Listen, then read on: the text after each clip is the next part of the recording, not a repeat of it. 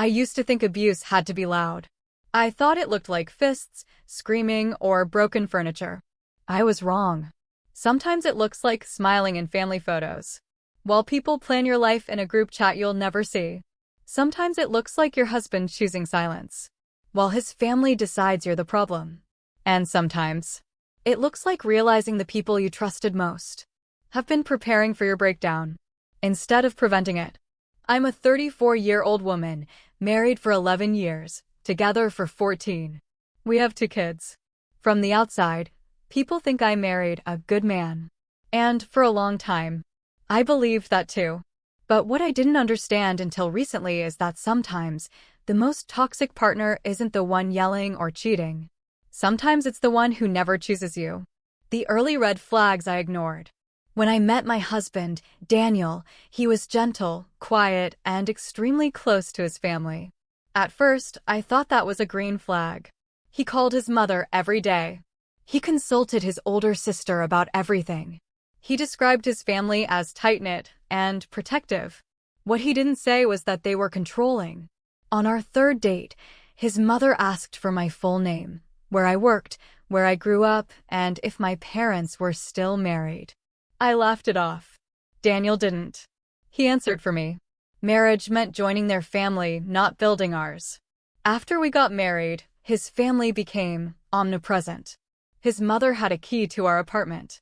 His sister, Leanne, gave unsolicited advice about my cooking, my clothes, and my tone when I spoke. Daniel's response was always the same. They mean well. That's just how they are. Can't you be more understanding? The first real crack appeared when I got pregnant with our first child. His mother announced the pregnancy on Facebook before I told my own parents. When I cried, Daniel said, she was just excited.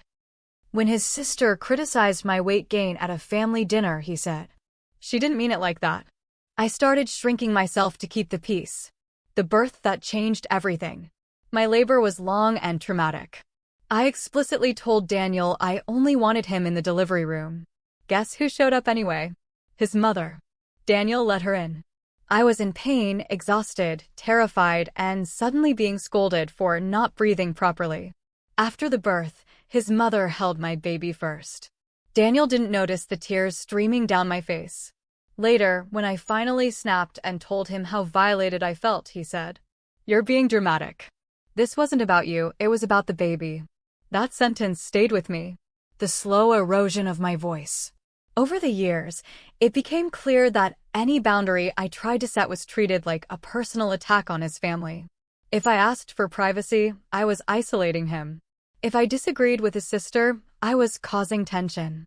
If I defended myself, I was starting drama. Meanwhile, Leanne openly referred to herself as my children's second mom.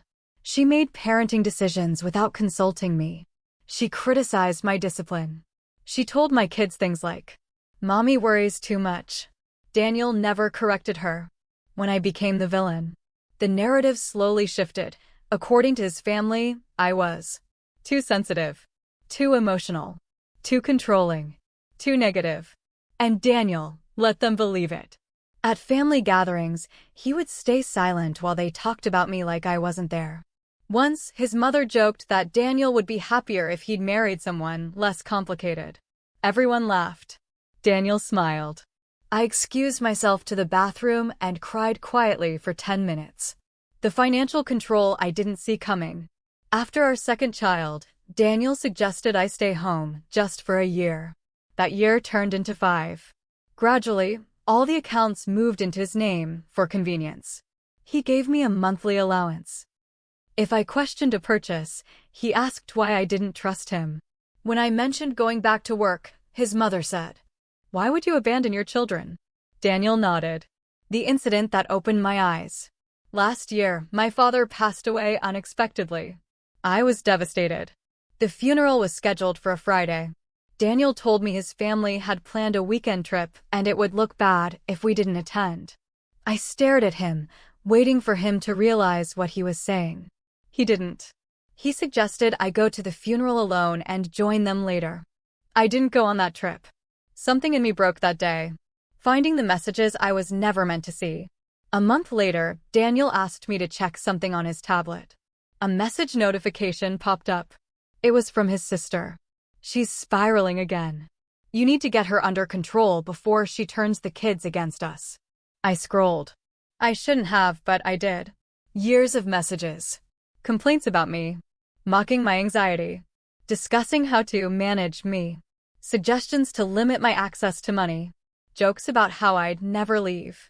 Daniel never defended me. Not once. The confrontation. When I finally confronted him, he didn't deny it. He sighed. You weren't supposed to see that. I asked him why he never stood up for me. He said, because it was easier to let them be mad at you than at me. That sentence felt like being erased. The moment I chose myself. I stopped arguing. I stopped explaining. I quietly met with a lawyer. I started documenting everything. When I told Daniel I wanted a separation, he laughed. You can't survive without me. His mother called me ungrateful. His sister told me I was traumatizing my children. Daniel told me I was selfish. Leaving wasn't the end, it was war. I thought leaving would be the hardest part. I thought once I said the words, I want a separation, the worst would be over. I was wrong. Leaving wasn't the end. It was the beginning of the war. The day I told him. When I told Daniel I was leaving, he didn't shout. He didn't cry. He didn't beg. He laughed. You'll be back, he said. You always calm down. That was the moment I realized something terrifying. He didn't see me as a person making a choice. He saw me as a phase. That would pass. The first move. 3 days later, my bank card declined at the grocery store. I stood there, frozen, while my kids asked why the machine kept beeping. Daniel texted me minutes later. Must be a bank issue. I'll look into it. He didn't. Instead, he temporarily froze the joint accounts. On the advice of his sister. I found that out later. The smear campaign. By the end of the first week, the story had already changed. I wasn't leaving because I was unhappy. I was leaving because I was unstable. Because I was confused. Because I was having a breakdown. Friends stopped replying to my messages. Family members called to check on me, but not to ask how I was doing. They wanted to know what was wrong with me. Using the children. Then he brought the kids into it. Not directly. Not obviously. Just small comments. Mom's going through something right now. Mom needs space. Mom's emotions are a little big lately. My youngest asked me if I was sick. That nearly broke me. Legal threats, without paper. Daniel never threatened me outright. That's what made it worse. He'd casually mention custody laws. He'd forward articles about mothers who lost access after emotional instability. He'd ask questions like, do you really think a judge would side with you right now? That's when I understood. He wasn't trying to win. He was trying to scare me into surrender. The family closed ranks. His family stopped pretending. His mother told me I was destroying the family unit. His sister suggested mediation, with her present. When I refused, she said, that tells us everything we need to know. They didn't see boundaries. They saw betrayal. The moment I almost went back. There was a night. I almost went back. I was exhausted. Scared. Running numbers that didn't work. I stared at my phone, ready to text him. Then I remembered something. The messages. The way they talked about me like a problem to be solved. The way he let them. Choosing to fight back. So instead of texting him, I called a lawyer. Then a therapist. Then a friend I hadn't spoken to in years. Because Daniel said she was a bad influence. She believed me. When he realized I wasn't coming back. The shift happened when he received the legal paperwork. That's when the messages changed.